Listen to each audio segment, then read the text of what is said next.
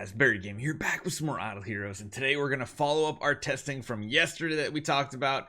Not exactly the right boss we want to use when we're using our very offensive team. So we're going to try something a little different. What we did do on our second attempt, they got us up to pretty close to 1 quadrillion, was literally just getting rid of this Mockman. Like, we just simply did not have him in the list. But today what I want to do is I want to try him with this demon bell. Now we're still going to set him up extremely offensive with everything else.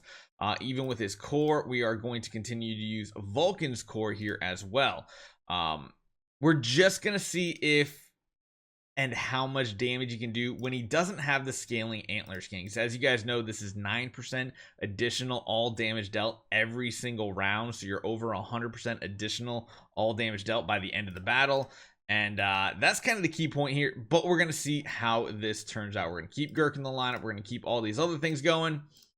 Let's see, because Mockman can, of course, provide a lot of extra damage for us. The only downside is he's not in his descending form the entire battle, which you wish he could be. You don't actually want him switching his stances, but he is. So we'll see how this actually plays out, honestly. The energy should be an active on every single hero, every single round, without a doubt here.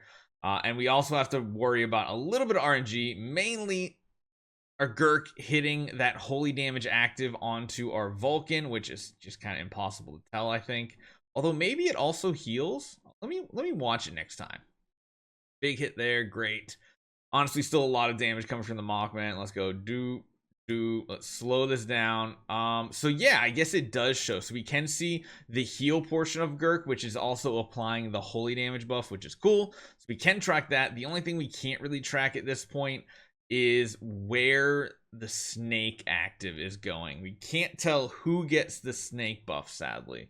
And we just gotta hope it hits Vulcan every single time. But luckily, we can see Gerke. He's missed the past 2 rounds on the Vulcan, which is pretty important because we need Vulcan to get the highest amount of holy damage possible. That is our main goal here, and I'm hoping we can turn this into some pretty crazy damage with Mockman still providing a decent amount of damage. But again, maybe we're better off going back to the Freya core where that's giving us attack to our Vulcan, since he is the main damage dealer. I don't know if it's worth it. Man, it's so weird. It's like his skin is like so glitchy sometimes when he uses his active. Watch this here. It's like the energy bar, at that time it does it properly. Let me see if I can find a time where it glitches out. I don't know, maybe it's only at full speed. Let's see. No, maybe it's only at full speed because he actually does his full animation. Let's see what if he does it one of these times though. Full speed. See what happens.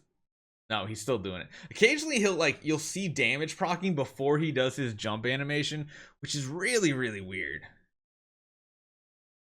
Good damage. Continue that up. We're still in descending form. Honestly, I'm wondering if it's better off actually finishing his sublimations out for stuff like this, just so that he gets back into his form much faster. Last round coming. Here we go. Big damages, hopefully gigantic damages. We don't really know how many hits are happening though. There's so many.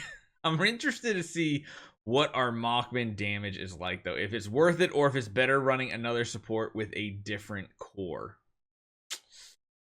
That does not seem nearly as good. That's almost half the damage we did with, I think, the Drake yesterday, right? Because I think what we did is we dropped you off and instead we ran Mr. Drake over here. And we switched over to this core, and we need to switch your stuff around real quick here. You need a demon bell. Go crit attack for all I care. Honestly, you can be built extremely offensive as well because maybe you do some damage. I don't know. We'll see. Save that out. Everything else should be good. And now when we go back in here, I imagine we're gonna do more damage. I wonder if there's ever a world where running like 2 Gerkes is better. Do you guys think double Gerke is the play over a Drake?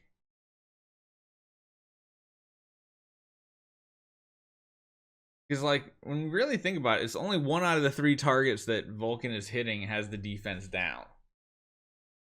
And every once in a while, like every 5 or 6 rounds, he gets the big buff that basically lets him bypass all the defenses of the enemies anyway. Really no. We could have got really unlucky though with the Gerke too, where his actives landed.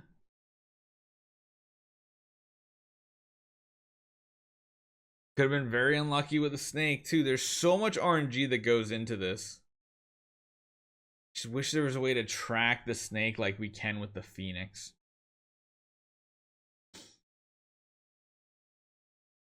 I also kind of want to watch the poison stacks, just making sure we actually have full poison like on them every single round, which I think we do. The poison stacks add up really fast, it seems like. Yeah, we shouldn't ever have a round where poison is not stacked up on the enemy. That's that first debuff there. It's up to 10 on all 3 targets. So yeah, I think this one's gonna be better damage. So like certain waves we can use the Mockman Vulcan combo, but other times we're gonna do much more damage when we just do the pure 5 support heroes, 1 damage dealer method, which is usually the way it works good. See right there, he did that really quirky animation, didn't work properly. Oh, I just realized, are these bubbles the buff from the queen here? Since it's the different queen skin? I don't know. Oh, he's shining. That means his next active is going to be a big one. Bypassing everything. Yes, dude, go. All right, then he lost his shiny. If only there's a way to keep it shiny, like his I forget what it's actually called. Awakening or something like that, where he bypasses analysis layers. I think that's what it is, where he bypasses all the defenses of the enemies. If only there's a way to get there and then keep it, but you use it up on one of your next actives and then it disappears and you have to restack it back up. Here's the last round. That felt a little lackluster, honestly. Get as many pings as possible. Come on, everybody hit queen. Yes, more pings, more pings, more pings. No, you missed. Actually less damage. So there's a lot of RNG that goes into this wave here, and it doesn't necessarily mean you gotta use Drake, because like technically our strategy over here that had the Mockman performed better. Very interesting. With the Demon Bell. Huh. I honestly would not have thought that would have been a thing. I need to change all these back before I forget. Let's go back to like exactly how we had you set up. Okay, we can save you back into the lineup and we can change back to the core. Yeah, I mean, I guess the Mockman's better, but Drake is still a valid situation here. Granted, I think maybe even dropping a Drake for another Gerke might be the play as well. So let me know what you guys think. Hopefully you guys enjoy this one. See you guys next time.